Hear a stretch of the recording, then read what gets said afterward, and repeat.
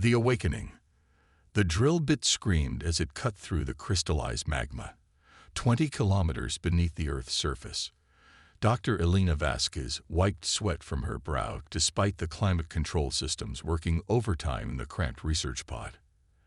After 3 years of digging, they had finally reached it. Contact confirmed. She whispered into her comm unit, her voice barely audible over the machinery. "We found the anomaly." The response crackled back immediately. "Copy that, Deep 7. Captain Reed is en route to your position." Elena pressed her face against the reinforced viewing port and gasped. The drill had broken through into a vast chamber, easily the size of a football stadium. And there, suspended in the center by some invisible force, hung a structure that defied everything she knew about human history. It was beautiful and terrifying at once. The object resembled a massive ring, perhaps 50 meters in diameter, composed of a material that seemed to shift between metal and crystal. Intricate patterns covered its surface, glowing with a soft blue light that pulsed like a heartbeat. Strange symbols, definitely not from any known human civilization, spiraled around the ring's circumference. "My God," Elena breathed. "What are you?" The transport pod arrived 30 minutes later, carrying Captain Marcus Reed and a team of military engineers. Reed was a tall man with graying temples and sharp green eyes that missed nothing. He'd been Elena's partner on dozens of archaeological expeditions, but this one was different. The government had classified this dig at the highest levels. "So this is our mysterious power source," Reed said, joining Elena at the viewing port. "The same energy signature that's been confusing our satellites for the past decade." Elena nodded, her tablet showing readings that made no scientific sense. "The energy output is incredible, Marcus. Whatever this thing is, it's been dormant down here for millions of years. But the carbon dating doesn't match up with anything we know about Earth's development." "Meaning?" "Meaning this technology existed on Earth long before humans developed writing, let alone space travel. But the engineering is undeniably human in design philosophy. Look at these proportions, these aesthetic choices. This isn't alien architecture, but it can't be human either." Reed frowned, studying the readings over her shoulder. Could it be from a lost civilization? Atlantis, maybe. Elena shook her head. "This is far older than that. We're talking about technology that predates known human evolution by millions of years. Yet every test confirms it was built by humans, or something very close to humans." As they watched, the ring's pulsing grew brighter. Elena checked her instruments frantically. "Marcus, something's happening. The energy levels are spiking." Before Reed could respond, their communications officer's voice burst through the comm system. "All units, we have multiple bogies approaching Earth's atmosphere. Unknown configuration, moving at impossible speeds." Reed grabbed his radio. "This is Captain Reed. How many ships?" "Sir, we count at least 100 vessels. They're not responding to any hails, but they're broadcasting on all frequencies. You need to hear this." The comm crackled, and then a voice filled the chamber. It was clearly artificial, translated by some kind of universal communication device, but the message was unmistakable. "Humans of Earth, you have awakened something that does not belong to your species. The Forge of Eternity is the property of the celestial architects, a race that transcended physical existence long before your kind learned to walk upright. Surrender the device immediately, or face the combined might of the Galactic Coalition." Elena and Reed exchanged glances. "Galactic Coalition," Elena whispered. The voice continued. "You have one Earth rotation to comply. Any attempt to activate or move the Forge will be considered an act of war against 17 star systems. Choose wisely." Reed keyed his radio. "Command, this is Deep 7. I need immediate extraction for the science team and full military deployment around this site. Whatever we found down here, it's just started an interstellar incident." As the extraction began, Elena couldn't stop staring at the ring. The Forge of Eternity, they called it. But if it was built by some extinct alien race, why did every fiber of her being tell her it was human? The answer came when she placed her hand on the chamber's inner wall for support. The moment her palm touched the surface, the entire structure blazed with light. The symbols along the ring began rotating, and a low harmonic sound filled the chamber. "Elena, get away from there," Reed shouted, but she was transfixed. Images flooded her mind. She saw Earth as it was millions of years ago, but not empty of intelligent life. She saw cities that floated among the clouds, ships that sailed between stars, and humans who had mastered the fundamental forces of the universe. She saw them leave Earth, not as refugees but as gardeners, seeding life throughout the galaxy. And she saw why they had left the forge behind. "Marcus," she said, her voice filled with wonder and terror, "we're not the first humans to reach for the stars. We're the children they left behind to grow and learn. And this thing, it's not just a weapon. It's a tool for creating and destroying stars themselves." The ring pulsed brighter, responding to her presence, her DNA, her uniquely human consciousness. Around them, alarms began blaring as the energy readings went off the charts. "Elena, whatever you're doing, stop it." Reed grabbed her arm, but it was too late. The Forge of Eternity had awakened fully, and it recognized its maker's children. Above them, 100 alien warships prepared for battle, convinced that humanity had stolen their most sacred relic. They had no idea they were about to face the species that had originally created it. The extraction pods arrived just as the chamber began to shake. As Elena and Reed were pulled to safety, the ring continued to sing its ancient song, calling to every human on Earth and beyond. The awakening had begun. In the depths of space, the Coalition fleet received readings that made their commanders pause. The energy signature wasn't just powerful, it was familiar. It matched ancient records from the archives of a dozen species, all telling the same story of the mysterious architects who had vanished eons ago. But if the architects were truly gone, who was controlling their greatest creation?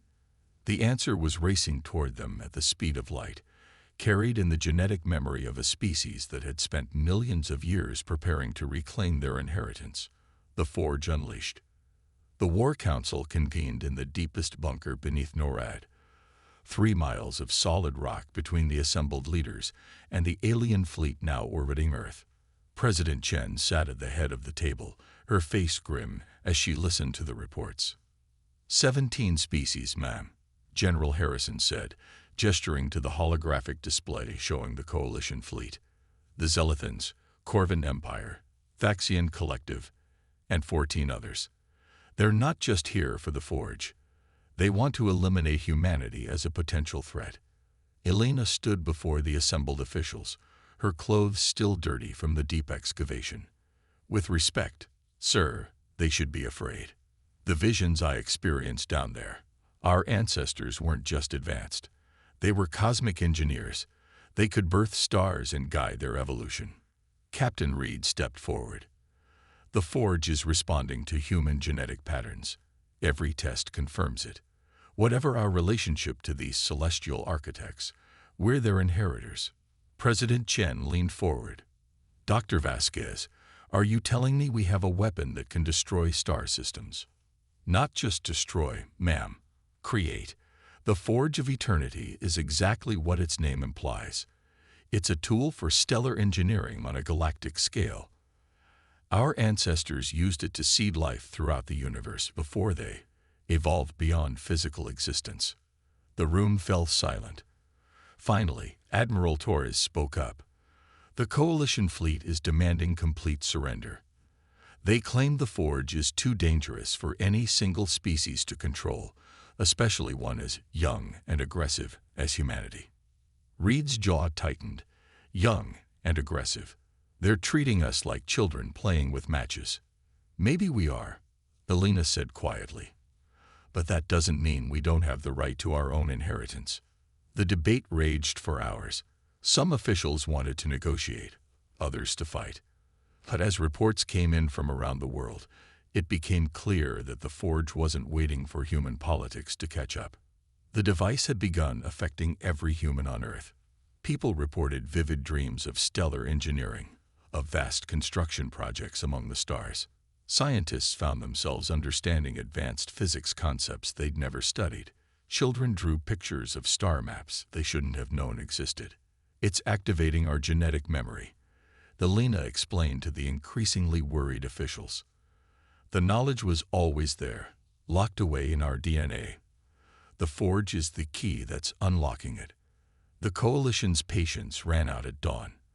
Their flagship, a kilometer-long vessel called the Eternal Judgment, began broadcasting a final ultimatum. Humans of Earth, your time has expired. Prepare for immediate surrender of the forge device and submission to Coalition oversight. Resistance will result in the sterilization of your world. President Chen looked around the table one last time. Options. We could try to hide the forge, suggested General Harrison. Impossible, Elena replied. It's integrated with Earth's core now. The energy signature is visible from anywhere in the solar system. Then we negotiate. Reed shook his head. They're not here to negotiate. They're here to take what they think belongs to them and eliminate a potential rival. Elena stood up, her eyes bright with sudden understanding. There's a third option. We show them what the forge really does. An hour later, Elena and Reed descended back into the Earth's depths. The forge chamber had transformed completely. The ring now floated freely in the center of a sphere of crystalline walls, all pulsing with the same blue energy. Complex equations and star charts covered every surface, written in a script that looked like a fusion of every human language that had ever existed. Elena, are you sure about this? Reed asked as she approached the control interface that had grown from the chamber floor. Marcus, I can read this. I can understand it all. This isn't just a weapon of mass destruction. It's a tool of mass creation. Watch. She placed her hands on the control surface, and the forge responded instantly. The chamber filled with a three-dimensional display of the local star system. But it wasn't showing what existed. It was showing what could exist. The Coalition thinks we're going to use this to destroy their worlds, Elena said, her hands moving across the controls with practiced ease, despite never having seen them before. Instead, we're going to show them why our ancestors were called architects. Above them, the Coalition fleet detected massive energy buildup from the planet's surface. Admiral Keth of the Eternal Judgment prepared to give the order to fire when his sensor officer made an impossible report. Sir, the energy isn't targeting our fleet. It's targeting empty space. Explain. The beam is focused on coordinates 47.3 by 128.7, approximately 2 light-years from our current position. There's nothing there but interstellar void. Keth frowned. Are the humans trying to send a message? Some kind of demonstration. His answer came 18 hours later, when the first reports arrived from deep space monitoring stations. At coordinates 47.3 by 128.7, something impossible was happening. A star was being born, not through natural stellar collapse, but through deliberate manipulation of cosmic forces. The forge was gathering interstellar hydrogen, compressing it, igniting it, and guiding its development with precision that defied physics. By the ancient codes, whispered Commander Vex of the Thaxian Collective. They're not using it as a weapon. They're using it as the architects did. They're creating. The new star burned bright and steady, its light already beginning the long journey toward inhabited systems throughout the galaxy. But the forge wasn't finished. Elena, now fully connected to the device, began the next phase. Every species in the Coalition has worlds that need more energy, more warmth, more life, she said to Reed, her voice carrying harmonics that hadn't existed before. The Corvin ice worlds, the Thaxian desert systems, the Zealothan colonies that barely survive in the dark between stars. We're going to give them what they need. Over the next 6 hours, 17 new stars blazed to life across the galaxy, each one positioned to bring warmth and energy to struggling worlds. The precision was breathtaking. Each star was calibrated to provide exactly the right amount of energy for its target systems, enough to transform barren worlds into gardens. The Coalition fleet found itself in an impossible position. How do you attack a species that has just given you the greatest gift imaginable? Admiral Keth opened a channel to Earth. Humans, what you have done. Why? Alina's voice, now carrying the wisdom of eons, responded through the communication array. Because this is what the Forge was made for. Not to destroy, but to create. Not to conquer, but to nurture. Our ancestors understood that the universe is vast and empty enough without adding more darkness to it. But the power, you could have destroyed us all. Yes, Alina agreed. But what would that have accomplished? Dead worlds, empty systems, the silence of the void. We choose a different path. Reed watched in amazement as Coalition ships began powering down their weapons. Around the galaxy, reports were flooding in of impossible transformations. Worlds that had been frozen for millennia were warming. Dead systems were coming to life. The architects, Admiral Keth said quietly. The legends spoke of a species that tended the galaxy like a garden, nurturing life wherever they found darkness. We thought they were myths. Alina smiled, feeling the weight of genetic memory settling into her consciousness. Not myths, just sleeping, waiting for their children to grow up enough to continue their work. The Forge pulsed once more, then settled into a steady rhythm. Around Earth, the Coalition fleet began to withdraw, but not in defeat. They left as pilgrims, witnesses to the return of the galaxy's gardeners. In the depths of the Earth, Alina finally stepped back from the controls. The knowledge remained, but the overwhelming connection faded to a manageable level. So what happens now? Reed asked. Alina looked at the star charts still glowing on the chamber walls, showing a galaxy full of possibilities. Now we get to work. There are a lot of empty systems out there, a lot of worlds that could use some light. She paused, feeling the Forge's contentment like a warm presence in her mind. Welcome to humanity's real space age, Marcus. We're not just going to explore the stars. We're going to plant them. Above them, Earth's first stellar engineering project continued its work, reaching across the cosmos with tools older than civilization and as young as humanity's dreams. The Forge of Eternity had awakened, and with it, mankind's true destiny among the stars.